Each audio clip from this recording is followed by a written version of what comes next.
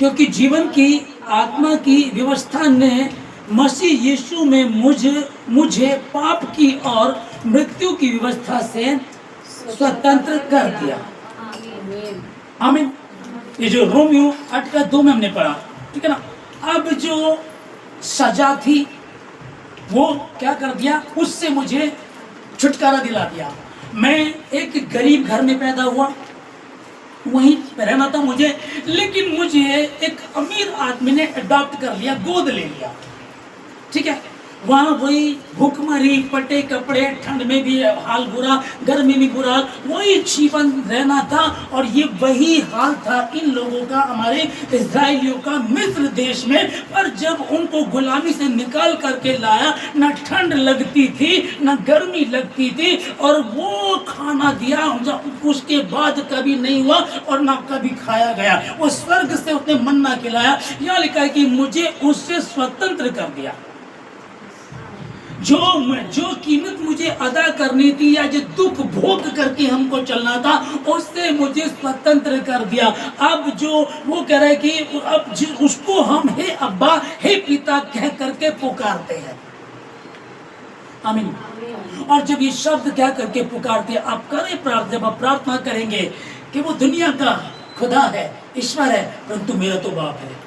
हे बाप, तू जो आसमान पे है, हे बाप मुझे अपने हाथों में ले, जैसा तू मुझे बनाना चाहता बना। हे बाप, ये बातें मुश्किल हो रही मेरे लिए, ये कारोबार नहीं चल पा रहा, मैं नौकरी की कोशिश कर रहा हूँ, ये बच्चे की शादी की, परिवार की कुछ प्रॉब्लम्स चल रही है। हे बाप, तेरा राज्य आए।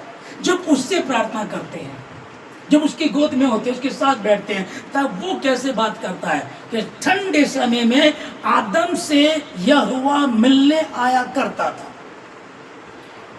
हालेलुया। और रिश्ता क्या हुआ, टूट गया पाप के कारण।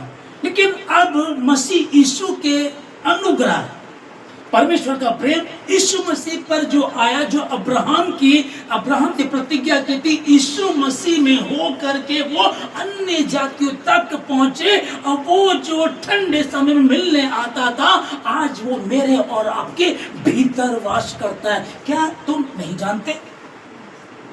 अरे तुम्हारा शरीर तुम्हारा नहीं, परमेश्वर का मंदिर है, परमेश्वर का पवित्र मंदिर है। और परमेश्वर का आत्मा उसमें, वो आत्मा जो मंडराता था गहरे जल के ऊपर, वो आत्मा जो मिलने आता था, वो अब आपके भीतर रहता है।